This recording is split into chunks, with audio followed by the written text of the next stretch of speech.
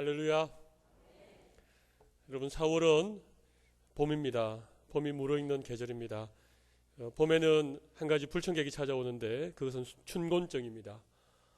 이렇게 졸음이 깜빡깜빡 오고, 특별히 점심 먹고 오후 3시 이 시간은 아주 취약한 시간입니다. 많이 졸리우시죠? 네. 네. 혹시나 졸음이 심하게 오시면 어쩔 수 없습니다. 하나님의 은혜와 상관없이 계절적으로 춘곤증이 무르익는 계절이기 때문에 졸음이 많이 오시면 편안하게 아버지 집에서 주시는 그 사랑하는 자에게 주시는 잠을 푹 주무시기를 바랍니다. 네. 너무 애써서 그렇게 안간힘을 쓰시면서 그렇게 하지 않으시기를 바라고, 그러나 또 한편으로는 이 시간이 살아계시고 거룩하신 불꽃 같은 눈동자로 우리 한 사람 한 사람을 살펴보시는 하나님 앞에 예배하는 시간인 것은 잊지 않으시기를 바랍니다. 잘하는 얘기인지 자지 말라는 얘기인지 잘 파악이 안 되시죠? 네. 어떤 분이 그러셨답니다. 교회만 오면 늘 정말 신기하게 앞에 찬양하고 기도할 때 전혀 졸지 않으시다가 설교가 딱 시작되면 정확하게 졸다가 설교가 딱 마치면 정확하게 잠에서 깨는 그런 분이 계셨더랬습니다. 그러기를 5년 6년 긴 세월을 그렇게 정말 기가 막히게 설교 시간만 그렇게 주무시는 분이 계셨는데, 어느 날 하나님께서 그분의 마음에 문을 여시고 하나님의 음성을 듣게 하셔서 그분이 말씀이 들리고 또 말씀의 은혜를 경험하고, 그래서 그분이 정말 교회 집사가 되고 또 훈련을 받고 순장이 되어서 지금 우리 교회로 말하면 구역장의 역할을 통해서 다른 사람들을 많이 살리고 있는 그런 간증을 제가 전에 섬겼던 교회 어떤 집사님에게 들었던 기억이 있습니다. 여러분 괜찮습니다. 네, 오셔서 이 시간 마음의 긴장을 풀고 하나님의 말씀의 은혜를 이렇게 편안하게 받으시면 참 좋겠다 생각을 합니다. 오늘은 우리 제2여전도회가 헌신예배로 하나님 앞에 올려드리는 귀한 시간입니다. 우리 한복을 곱게 차려입고 하나님 앞에 헌신하는 귀한 여정들의 이 모습을 하나님이 보시면 정말 우리 하나님의 입가에 미소가 번지지 않을까 그렇게 생각합니다. 우리 이 여전도회는 나이가 어떻게 되시지요? 제가 나이를 물어보는 게 신뢰가 되죠. 네. 네. 그렇지만 여전히 고우십니다. 나이는 숫자에 불과할 뿐이고 예쁘게 머리도 하시고 또 화장도 하시고 또 오랜만에 한복을 곱게 차려입으시니까 오래전에 시집 오실 때의 모습처럼 그렇게 수줍기도 하시고 예쁘기도 하십니다. 오늘 성경에 등장하는 한 여인도 정말 아름다운 여인이었습니다. 오늘 헌신하는 우리 이 여전도의 우리 회원 못지않게 미모에서나 모든 면에서 아리따운 여인이었습니다. 그런데 이 여인의 직업이 약간 좀 수상합니다. 이 여인은 기생이었습니다. 예, 기생. 그런데 여러분, 기생치고는 이 여인이 히브리서 11장이라고 하는, 여러분 히브리서 11장은 믿음장 아닙니까? 성경에 내놓으라 하는 쟁쟁한 믿음의 인물들, 신앙의 영웅들이 이름을 올릴까 말까 하는, 그죠? 그러니까 아무나 히브리서 11장에 이름이 올라가지 않습니다. 정말 믿음의 영웅들만 이름이 올라가는 이 히브리서 11장에 당당하게 그녀의 이름을 올린 이 여인, 라합이라고 하는 여인입니다. 여러분, 이 라합의 직업에 대해서 상당히 왈가왈부하는 얘기들이 참 많이 있습니다. 기생이라고 하는 이 직업 때문에, 여러분 오늘 우리가 읽었던 31절에도 보면 분명하게 히브리서 기자가 믿음으로 라합은 이렇게 하지 않고 라합 앞에다가 하나를 붙였죠? 뭐라고 붙였습니까? 기생 라합은. 아니 이 기생이라는 건 굳이 기록하지 않아도 우리가 알 사람 다 알지 않습니까? 알 사람은 알도다, 그죠? 라합이 기생이었다는 걸 모르는 사람이 별로 없는데, 이 히브리서 기자가 이 믿음의 영웅들의 이름을 기록하는 이 히브리서 11장을 기록하면서 굳이 여기다 라합이라고 하는 이름 앞에다 기생이라는 걸 꼭 붙여야 되겠습니까? 기생이라고 하는 직업이 그렇게 좋은 직업도 아니지 않습니까? 오늘 우리는 하나님 앞에 예배하기 위하여 이렇게 꽃단장을 하고 그저 연지곤지 바르고 예쁜 한복 차려입고 그렇게 주님 앞에 예배하지만 여러분, 이 기생은 화장을 하는 이유가 다른 데 있습니다. 몸을 치장하고 몸을 꾸미는 이유가 다른 데 있는 그런 직업을 가진 여인이었습니다. 그런데 굳이 이 라합이라고 하는 이 여인의 이름을 기록하면서 기생이라고 하는 직업을 굳이 밝힐 필요가 있겠나 싶은데, 이 히브리서 11장 31절에는 믿음으로 기생 라합은 이렇게 밝히고 있다는 얘기죠. 여러분, 이 라합이 히브리서 11장에만 등장하는 것 아닙니다. 야고보서 2장에도 보면 라합은 믿음으로 행함으로 그의 믿음을 증거해 보였다. 야고보 사도도 이 라합의 이름을 그의 서신서에 등장시키고 있습니다. 더 놀라운 것은 여러분, 마태복음 1장, 여러분 마태복음 1장에는 족보가 기록되어졌죠. 누구의 족보입니까? 예수 그리스도의 족보. 우리 예수님의 그 계보를 기록하고 있는 마태복음 1장 5절에도 보면 이 라합의 이름이 등장하고 있습니다. 이 위대한 여인. 제가 라합이 아름답다고 했는데 그녀의 외모가 아름답다라고 하는 것은 증명해 보일 수 없지만 최소한 그의 믿음으로 치면 이 세상에 존재했던 그 어떤 여인보다 아름다운 믿음을 소유했던 이 라합에 대해서, 이 라합의 직업이 기생이었다라고 하는 것에 대해서 사람들이 상당히 불편해했던 것 같습니다. 어떻게 기생? 네. 이 기생인 라합이 이렇게 믿음의 여인이 될 수 있었고 예수님의 조상이 될 수 있었는가? 그래서 이 부분에 대해서 상당히 불편하게 생각했던 수많은 성경학자들이 이 기생에 대해서 여러 가지 해석을 내놓았습니다. 유명한 역사가인 요세푸스라고 하는 사람, 여러분 기억나십니까? 유대 역사가 가운데 가장 유명했던 이 요세푸스는 이 기생이라고 하는 이 라합의 직업을 해석하기를 아마 여관집 주인이었을 것이다. 그 당시 여리고 성을 수많은 사람들이 드나들었으니까 여리고 성문 어귀에 이렇게 여관을 차리고 이렇게 지나가는 사람들을 유숙시키는, 하숙시키는 그런 직업을 가진 여인이었을 것이다 라고 이 기생이라고 하는 이 직업을 좀 순화시켜서 그렇게 해석을 하려고 노력을 했습니다만은 여러분 어떻게 생각하십니까? 이 라합의 직업이 기생이었을까요? 아니면 여관집 주인이었을까요? 어떻게 생각하십니까? 예, 우리 여길수 주사님께서 성경에 나오는 대로 기생이라고 아주 자신 있게 말씀하셨습니다. 여러분 그렇습니다. 이 여인의 직업은 기생이었습니다. 성경에 나타나는 기생, 소위 말하는 창녀, 기생이라고 번역할 수 있지만 사실 좀 더 원어에 가깝게 번역하면 창녀입니다. 창녀. 이 창녀는 두 가지 종류가 있었습니다. 하나는 실제로 몸을 파는, 술을 팔고 몸을 파는 그런 여인으로서의 기생이 있었고, 또 한 종류의 창녀는 이거는 성창이라고 해서 이렇게 어떤 그 이방 어떤 신들을 섬기는 그런 제단에 있는 창녀가 있었습니다. 그 당시 가나안의 종교는 바알과 아세라를 섬기는 종교였습니다. 농사의 신인 그런 바알을 섬겼는데 바알에게 제사를 드리고 나서 염란하게 어떤 성행위를 통하여서 바알을 자각하고 그 자극된 바알이 이렇게 비를 내리게 하는, 그래서 어떤 이방 성전에 있는 그런 창녀가 있었습니다. 딱 두 종류의 창녀밖에 없었습니다. 기생이라고 번역할 수 있는 그런 것은 그 두 가지밖에 없었습니다.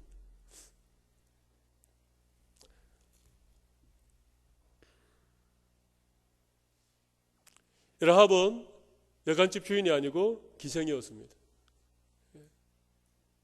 그 여리고 성문 곁에서 술을 팔고 그렇게 생계를 유지했던 여인이 라합이었습니다. 여러분 그런데 이 라합이 어떻게 예수님의 계보에 이름을 올렸고 믿음의 영웅들만 겨우 기록될 수 있는 히브리서 11장 이 믿음장에 당당하게 그녀의 이름을 올릴 수 있었겠습니까? 오늘 저와 여러분이 함께 생각해 볼 말씀의 중요한 주제가 바로 여기에 있습니다. 여러분, 우리가 이 라합의 직업을 여관집 주인점으로 그렇게 순화시키려고 하는 이런 인간적인 노력을 우리가 내려놓는 그런 귀한 깨달음을 오늘 우리가 할 수 있으면 좋겠습니다. 여러분, 우리가 예수 믿고 구원받은 것이 우리가 그럴듯한 삶을 살아가기 때문에 주님 우리를 찾아오셨습니까? 우리가 다른 사람들보다 좀 더 의롭게 살고 세상 사람들이 살아가는 그런 삶의 방식과는 좀 다른, 좀 정직하게 살고 성실하게 우리가 살아가고 있기 때문에 하나님께서 우리를 택하시고 우리를 구원받은 하나님 백성 삼으셨습니까? 우리에게 그만한 자격이 있기 때문입니까? 주님 앞에 좀 떳떳하게 내놓을 만한 그런 직업을 가지고 있고 그런 어떤 삶의 방식을 가지고 있고 그런 어떤 내 젊은 날에 그런 시간이 있었기 때문에 하나님께서 나를 여러 세상 사람들 가운데 구별하시고 택하여 하나님의 백성 삼으신 것입니까? 과연 그렇습니까? 여러분, 그렇지 않습니다. 우리가 오늘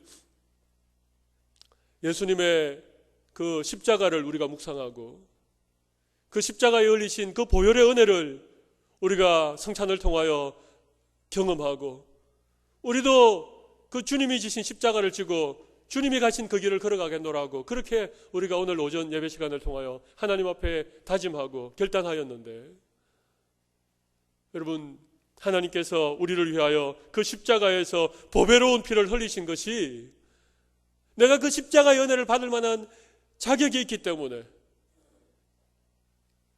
예수님께서 우리 위하여 십자가를 지신 것이 아니라고 하는 사실입니다. 여러분, 하나님의 구원의 은혜, 예수 그리스도의 십자가의 은혜는 결코 차별함이 없습니다. 그 어떤 죄인도, 그 어떠한 더러운 인생을 살아왔던 사람도 이 주님의 구원의 은혜 앞에는, 이 십자가의 보혈의 능력 앞에는 차별이 없다는 사실입니다.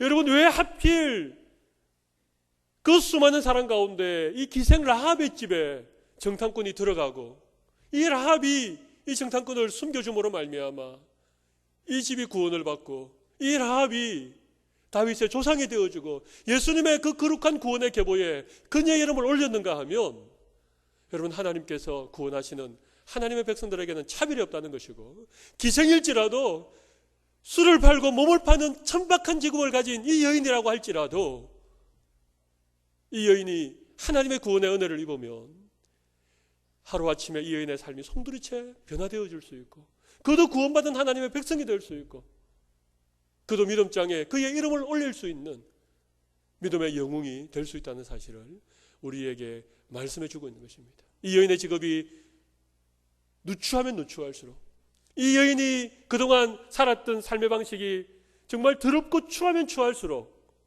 구원을 베푸시는 하나님의 능력이 더 크고 위대한 것을 우리에게 보여주는 것입니다. 여러분, 이 라합이 믿음으로 구원받았다면 오늘 이 세상에 그 어떤 누구도 믿음으로 구원받지 못할 사람이 있겠습니까? 없겠습니까? 하나님의 그 구원의 은혜가 미치지 못할 사람이 있겠습니까? 없겠습니까? 우리가 주의 복음을 들고 나아가 복음을 전하고 전도할 때에 우리 마음대로 이 사람은 이래서 안 되고 저 사람은 저런 이유 때문에 안 되고 저 사람은 술주정뱅이여서 안 되고 저 사람은 도둑질을 잘해서 안 되고 저 사람은 맨날 거짓말만 하고 남을 사기쳐먹이 살아가니까 저 사람은 안 되고 저 사람은 나이가 많기 때문에 복음을 전해도 잘 알아듣지 못하기 때문에 저 사람은 안 되고 우리 큰아들은 안 믿는 며느리랑 결혼해가지고 수십 년 동안 교회를 안 나오고 너무나 세상적으로 살아가고 너무나 회사가 바쁘고 너무나 술을 잘 먹고 그렇기 때문에 우리 큰아들은 절대 예수 믿을 가능성이 없고 여러분 이렇게 말할 수 있습니까? 없습니까? 하나님께서 오늘 그럴 수 없다는 것을 우리에게 얘기하고 있는 것입니다. 오늘 이 기생이라고 하는 직업을 가진 라합이 하나님께 구원받고 그의 이름을 이 믿음장에 올렸다면 여러분 우리의 자녀 그 누구, 우리의 남편 그 누구, 우리 이웃에 사는 누구누구 엄마, 누구누구 아빠 그 누구 상관없이 하나님께서 믿음으로 구원할 수 있다는 사실을 우리에게 강력하게 역설적으로 우리에게 말씀해 주고 있다는 사실을 믿으실 수 있기를 바랍니다. 여러분 이 기생이라는 직업을 가졌던 이 라합이 구원을 받고 믿음장에 기록되어졌던 이유가 무엇인가 하는 것을 오늘 본문에서 제가 세 가지로 여러분에게 말씀을 드리도록 하겠습니다. 여러분 오늘 31절 그 말씀을 보면서 세 가지 이유를 한번 찾아보십시오. 제가 한 30초 시간을 드릴 테니까 짧은 말씀 가운데 세 가지 이유를 찾아보시기를 바랍니다.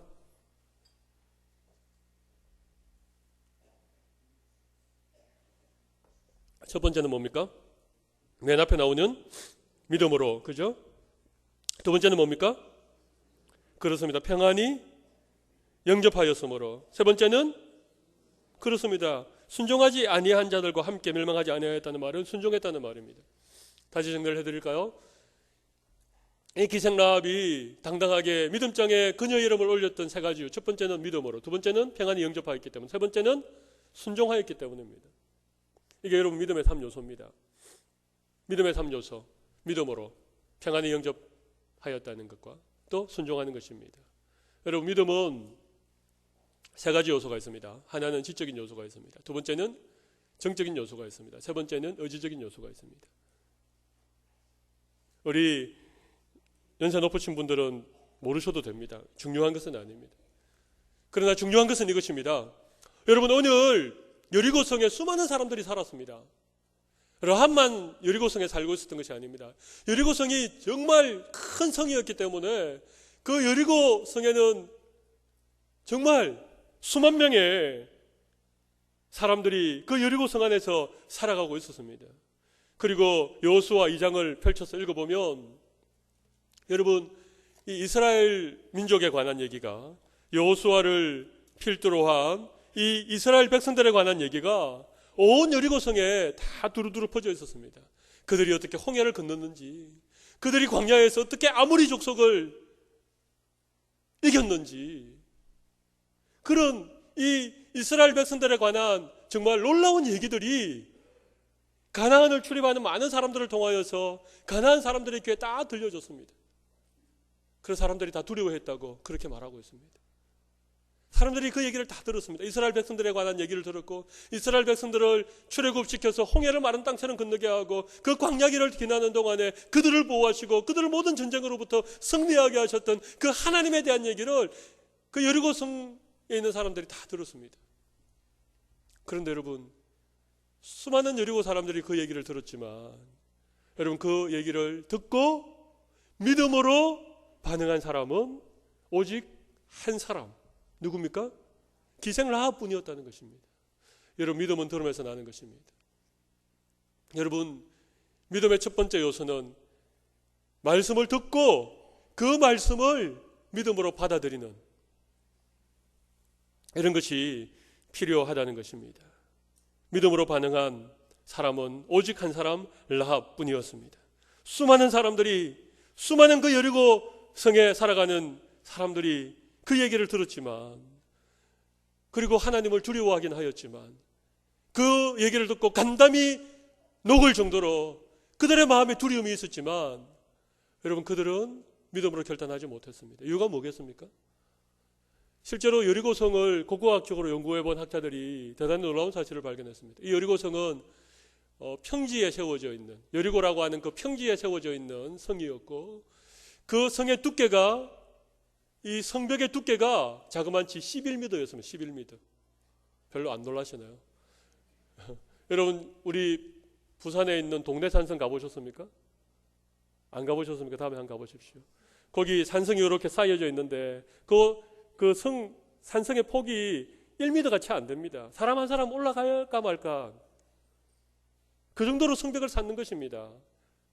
그래도 그 성벽을 무너뜨리기가 어려운데 여리고 성벽은 두께가 얼마라고요? 11m입니다. 여러분 이 끝에서 저 끝까지 외벽과 내벽이 있었습니다. 외벽은 2m고 내벽은 4m였습니다. 그리고 중간에 5m라고 하는 공터가, 중간에 이렇게 공터가 있었습니다. 이중으로 쌓아놓은 그런 성벽이었습니다. 난공불락의 요새였습니다. 감히 여리고성을 지금까지 한 번도 이렇게 공략해본 역사가 없는, 그 평지 위에 든든히 세워져서 지금까지 한 번도 무너진 역사가 없는, 한 번도 외세의 침공을 받아본 일이 없는 그곳이 여리고성이었습니다. 그래서 여리고성 안에 살던 사람들이 이스라엘 백성들에 대한 얘기를 들었습니다. 그리고 하나님에 대한 얘기를 들었습니다. 그들의 간담이 서늘해 주고 그들이 두려웠습니다. 그러나 그들은 그의 귀에 들려지는 그 하나님에 대하여 두려워하기보다는 여러분, 이 여리고 성벽이 외벽과 내벽으로 지어진 두께 11m의 이 견고한 여리고 성벽이 자신들을 보호해 줄 것으로 그들은 생각을 하게 된 것입니다. 여러분, 그래서 그들은 하나님에 대하여 얘기를 들었지만 아무도 믿음으로 반응하지 아니하였습니다. 여러분, 믿음은 들음에서부터 납니다. 우리가 하나님의 말씀을 들을 때에 우리가 믿음으로 반응하는 것이 너무나도 중요합니다. 그런데 수많은 사람들이 믿지 못할 이유를 댑니다. 100가지 이유를 대고 100가지 핑계를 대고, 그래서 우리가 많은 말씀을 듣지만 내 든든한 여리고 성벽에 막혀서 그 말씀이 나에게 들려지지 않고 그 말씀이 내 귀에 들려져서 믿음으로 반응하는 자리에까지 우리가 나가지 못하기 때문에 우리는 수많은 말씀을 듣고 하나님에 대하여 수많은 지식을 가지고 있지만 여전히 우리는 라합처럼 그렇게 믿음으로 결단하지 못하는 이런 안타까운 모습을 우리가 계속해서 유지하고 있는 것입니다. 여러분, 믿음은 들음에서 난다는 사실을 기억하십시오. 하나님에 대하여 말씀을 들을 때, 하나님이 행하신 일을 우리가 듣게 되을 때에, 누군가에게 하나님께서 행하셨던 그 일을 듣게 될 때에 여러분, 우리의 믿음의 길을 여시기 바랍니다. 우리의 마음의 문을 여시기 바랍니다. 누구에겐가 행하셨던 그 하나님의 놀라운 역사가 오늘 나에게도 동일하게 일어날 것을 여러분 기대하시기를 바랍니다. 이것이 믿음입니다. 그냥 남의 얘기로, 그냥 하나님에 관한 얘기로, 그냥 역사 가운데 일어났던 어떤 사건으로 여러분 그렇게 성경을 대하지 마시기를 바랍니다. 오늘 성경 말씀을 통하여 내 귀에 들려준 그 말씀은 오늘 또 내 삶에 일어나는 하나님의 능력인 것을 믿으시기를 바랍니다. 여러분이 철저하게 성을 쌓고 사미들을 쌓고 오미들을 띄우고 이미들을 쌓고 또 앞 11m의 성벽을 쌓고 그 안에 안주하고 있는, 그 안에 갇혀서 눈도 맞고 귀도 맞고 그 안에 갇혀서 옴싹달싹하지 않으려고 하는 이런 우리의 믿음의 자리를 박차고 오늘 라합처럼 믿음으로 결단하는 귀한 은혜를 오늘 헌신하는 우리 제2여전도의 모든 회원들과 우리 모든 성도들에게 주시기를 바랍니다. 여러분, 또 하나는 평안하게 영접했다는 것입니다. 여러분, 라합이 이스라엘 백성들에 대한 얘기를 들었습니다. 하나님의 그 놀라운 역사를 들었습니다. 그런데 그 자기 집에 정탐꾼이 2명 오게 된 것입니다. 그래서 정탐꾼을 숨겼습니다. 그런데 몰래 숨긴다고 숨겼지만 이미 그 사실이 다 알려졌습니다. 여리고 왕이 신하들을 그 라합의 집에 보내어서 너희 집에 숨긴 정탐꾼을 지금 찾아내라라고 그렇게 말하고 있습니다. 여러분, 그럴 때에 여러분 평안하게 정탐꾼을 숨기고 그들을 다른 길로 보내줄 수 있는 상황이 아니었습니다. 급박한 상황이었습니다. 왕이 군사들을 보내어서 내 집에 숨겨놓은 정탐꾼을 끌어내라. 여러분, 이런 상황은 아주 급박한 상황 아닙니까? 만약에 혹 라합이 한 일이 탄로가 난다면 아마 이 라합은 그의 가문이 멸족을 당하는 그런 엄청난 어려움이 있는 그런 급박한 상황이었습니다. 그런데 오늘 히브리서 기자는 이 라합이 정탐꾼을 숨겨준 그 사실에 대하여 평안하게 영접했다라고 그렇게 기록을 하고 있습니다. 여러분, 그냥 그렇게 기록한 것이 아닙니다. 여러분, 라합의 마음에는 정말 이런 담대함이 있었던 것입니다. 이 여인 라합의 믿음이 얼마나 확고했는가 하면 정탐꾼을 숨겨놓고 왕의 신하들에게 거짓말을 뻔뻔스럽게 할 정도로 이 여인의 마음에 평안함과 담대함이 있었다는 것입니다. 여러분, 오늘 이 본문을 읽으면서 라합의 거짓말이 이게 뭐 빨간 거짓말인가 하얀 거짓말인가, 거짓말을 하면 되느냐 안 되느냐, 그런 관점으로 이 본문을 너무 깊이 있게 묵상하지 않으시기를 바랍니다. 오늘 이 기록을 우리에게 역사로 기록으로 남겨놓고 있는 하나님께서는 이 라합이 거짓말을 했느냐 하지 않았느냐에 초점을 맞추고 있는 것이 아닙니다. 이 라합이 믿음으로 어떻게 반응하는가, 어떻게 믿음으로 담대하게 행하는가, 그것을 얘기하고 있지, 이 라합이 왕의 신하에게 한 것이 거짓말인가 아닌가, 그것이 죄인가 아닌가, 그것을 얘기하려고 하는 것이 전혀 아닙니다. 그것은 너무나도 지엽적인 부분이기 때문에 제가 오늘 여러분에게 말씀드리지 않겠습니다. 물론 다음에 어떤 성경 윤리학적으로 이 부분을 다룰 기회가 있으면 한 번 더 얘기할 수 있겠지만 중요한 것은 그것이 아닙니다. 이 라합에게 그의 귀에 들렸던 그 놀라운 하나님의 역사하심이 그의 온 마음을 붙잡았기 때문에, 하나님이 얼마나 크고 위대하신 분이신지를 이 여인이 알았기 때문에, 이 여인이 그 왕이 신하를 통하여 지금 아주 어떤 긴장감을 고조시키면서 이 라합에게 정탐꾼을 찾아내라라고 그렇게 이야기하고 있는 부분에 대해서도 이 여인의 마음이 담대했다는 것입니다. 평안했다는 것입니다. 여러분, 우리가 제대로 믿음을 가지면, 하나님의 말씀에 대하여 우리가 제대로 믿음으로 반응하면 우리의 마음에 오는 것이 이런 담대함입니다. 이런 평안함입니다. 어떤 상황들이 일어나도, 어떤 긴박한 그런 일들이 우리 주변에 일어나도 우리가 정말 하나님의 말씀을 믿음으로 반응하고 살아계신 하나님의 내 믿음을 드렸다면 우리의 마음에 찾아오는 그런 반응은 이런 평안함입니다. 이런 담대함입니다. 여러분에게 이런 평안함이 있기를 바랍니다. 여러분에게 이런 담대함이 있기를 바랍니다. 그렇다고 뻔뻔하게 거짓말하라는 얘기는 아닙니다. 여러분의 어떤 생명의 위협이 있을지라도, 여러분의 경제에 큰 어떤 손해가 날 그런 큰 위기가 닥치더라도, 혹 여러분의 자녀나 여러분의 가족 중에 누가 어려운 일을 당했다는 급박스러운 소식을 들을지라도 여러분, 오늘 여러분의 마음에 평안함을 잃지 않는 귀한 은혜를 주시기를 바랍니다. 이것이 믿음이 있다는 증거입니다. 내가 믿음으로 살아가고 있다는, 하나님을 의지하고 하나님을 믿음으로 살아가고 있다는 증거가 무엇인가 하면 우리에게 있는 평안함입니다. 우리의 마음속에 빼앗을 수 없이 용솟음 쳐오르는, 샘솟듯이 솟아나는 구원의 기쁨, 그 감격, 감사의 마음, 담대함, 평안함, 소망스러움, 그리고 찬양함. 여러분, 이런 은혜를 누리고 있습니까? 이런 기쁨이 여러분에게 있으십니까? 여러분은 믿음이 있다는 증거입니다. 하나님께서 여러분을 믿음으로 구원해 주셨다는 분명한 믿음의 증거가 여러분의 마음의 평안함으로 증거되어 줄 줄로 믿습니다. 마지막 한 가지를 제가 무엇이라고 말씀드렸습니까? 순종함이라고 말씀드렸습니다. 이 라합은 정탐꾼들을 평안하게 보내면서 한 가지 약속을 했습니다. 내가 너희를 이렇게 영접하고 너희의 생명을 보존한 것처럼 너희들이 이 여리고성을 점령할 때에 우리 가족들을 구원해라고 그렇게 얘기를 했을 때에 한 가지 약조를 했죠. 뭡니까? 붉은 줄을 달아내리라고 그렇게 약속을 했습니다. 붉은 줄을 달아내리라. 이 라합은 그녀의 집 밖에 붉은 줄을 달아내렸습니다. 여러분, 이것이 믿음으로 순종하는 것입니다.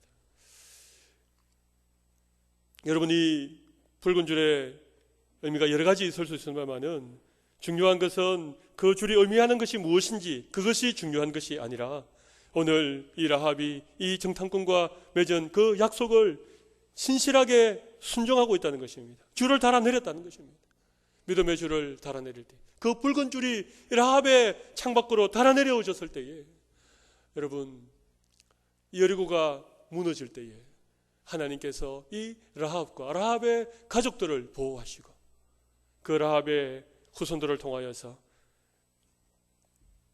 다윗의 조상이 나게 하는 그런 구원의 가문으로 하나님께서 그 가정을 사용해 주셨다라고 하는 것입니다. 여러분, 오늘 우리가 달아내야 될 믿음의 붉은 줄이 무엇인지, 여러분, 이것이 오늘 우리가 말씀을 듣고 우리가 하나님 앞에 결단하고 적용하고 순종할 수 있는 한 가지의 사실이라고 합니다. 여러분, 이번 한 주간 여러분 믿음으로 살아갈 때에 여러분의 삶의 곳곳에 이 믿음의 붉은 줄을 달아내리실 수 있기를 바랍니다. 하나님께서 우리에게 깨우쳐 주신 한 가지의 사실을 여러분들이 기억하고 그것을 순종하는 자리에까지 나아가 보십시오. 오늘 오전에 저는 여러분에게 십자가 지는 적용을 해 주실 것을 부탁드렸습니다. 십자가 지는 적용, 그것이 무기력해 보여도, 그것이 수치스러워 보여도, 그것이 죽을 것 같은 그런 일일지라도 내가 주님을 따라가기 위하여서 나의 십자가를 지고 주님을 따르겠습니다. 여러분, 이번 한 주간 십자가 지는 적용을 한번 해보십시오. 고난주간 특별 새벽기도회 한다고 말씀드렸는데, 여러분, 새벽기도회 못 나올 이유가 한 100가지 정도 되시죠? 여러분, 그 100가지 되는 이유를 하나하나 다 세고 있지 마시고, 그럼에도 불구하고 내가 새벽을 깨워 주님 앞에 나가는 적용을 하리라. 그것이 여러분의 믿음의 창문으로 드러내린 그런 붉은 줄이라고 저는 믿습니다. 여러분, 우리가 정말 복음을 전하기 어려운 그런 상대이지만 하나님께서 강력하게 그 사람에게 복음을 전할 마음을 주실 때에 우리가 전하지 못할 100가지 이유를 찾는 데 시간을 들이지 말고 그 사람에게 복음을 전하라고 하는 그 주님의 말씀에 순종하기 위해서 내가 드러내려야 될 붉은 줄이 무엇인지를 우리의 마음에 생각해보고 그것을 실천에 옮기는 것이, 이것이 믿음의 순종입니다. 여러분, 하나님의 말씀은 순종하는 자리에 역사하십니다. 하나님의 말씀은 우리가 그 말씀을 믿고 우리의 믿음의 발자국을 한 걸음 내디딜 때에 여러분, 그렇게 철철 흘러넘쳐 흐르던 노단강물이 멈춰서게 되는 것입니다. 우리가 순종하지 않으면, 우리가 아무리 정탐꾼을 영접하고 그들을 숨기고 그들의 목숨을 살려줘도 내 창밖으로 붉은 줄을 달아내리지 않으면 물밀듯이 여리고성이 무너지는 그때에 결단코 구원이 우리의 가정에 임할 수 없는 것입니다. 믿음의 붉은 줄을 달아내릴 수 있는 그런 적용을 하실 수 있기를 바랍니다. 여러분, 믿음은 순종입니다. 믿음은 결단입니다. 믿음은 행함입니다. 오늘 여러분에게 이런 구체적인 삶의 적용이 있기를 바랍니다. 오늘 이번 한 주간 내가 내 믿음의 창밖에 달아내려야 될 붉은 줄이 무엇인가? 저는 가장 강력한 것 한 가지는 이번 한 주간 특세에 나오는 것입니다. 좀 몸이 피곤해도 여러 가지 여건이 힘들어도 여러분, 이번 특세에 한번 나와 보십시오. 그리고 주님 앞에 믿음의 붉은 줄을 달아내리면서 절박하게 한번 기도해 보십시오. 하나님께서 우리의 가문을 어떻게 변화시켜 주실는지, 창녀의 가정, 사람들에게 손가락질 받는 그 기생의 그 집안에 하나님께서 구원을 베푸시니까 이 여인이 당당하게 믿음의 영웅들의 이름에 반열을 올렸고 예수님의 계보에 등장하는 유다의 며느리였던 다말, 그리고 이방 여인이었던 룻, 그리고 우리아의 아내였던 바세바와 함께 당당하게 예수님의 계보에 그녀의 이름을 올린 그런 믿음의 여인이 되었습니다. 사랑하는 성도 여러분, 특별히 오늘 헌신하는 제2여전도의 회원 여러분, 라합 같은 믿음으로 이 험한 세상 가운데에서 믿음을 증가하시고 믿음으로 승리하시는 귀한 은혜가 있기를 바랍니다. 살아계신 아버지 하나님, 감사합니다. 오늘 저희들에게 라합의 믿음에 대하여 함께 생각해 볼 수 있는 귀한 은혜를 주셨습니다. 아버지 하나님이여, 라합이 구원받았다면, 라합이 하나님의 구원의 역사에 쓰임받았다면, 라합의 이름이 히브리서 11장 믿음장에 당당하게 이름을 올렸다면, 하나님, 오늘 우리 가운데 구원의 능력이, 구원의 은혜가 유효하지 않는 사람은 아무도 없으리라고 믿습니다. 우리가 이런 핑계 저런 이유를 대면서 주저하고 여전히 우리의 철옹성 같은 그런 여리고 성 안에 가만히 앉아있는 우리들이라면 오늘 이 라합의 믿음을 통하여 우리에게 도전하시는 주의 음성을 듣고 우리의 있는 자리에서 벌떡 일어나서 주님의 구원의 역사에 동참하는 귀한 주의 여정들로 삼아 주옵소서. 오늘 우리 모든 범천의 식구들로 삼아 주실 줄로 믿사옵고 존귀하신 예수님 이름으로 기도 올리옵나이다. 아멘.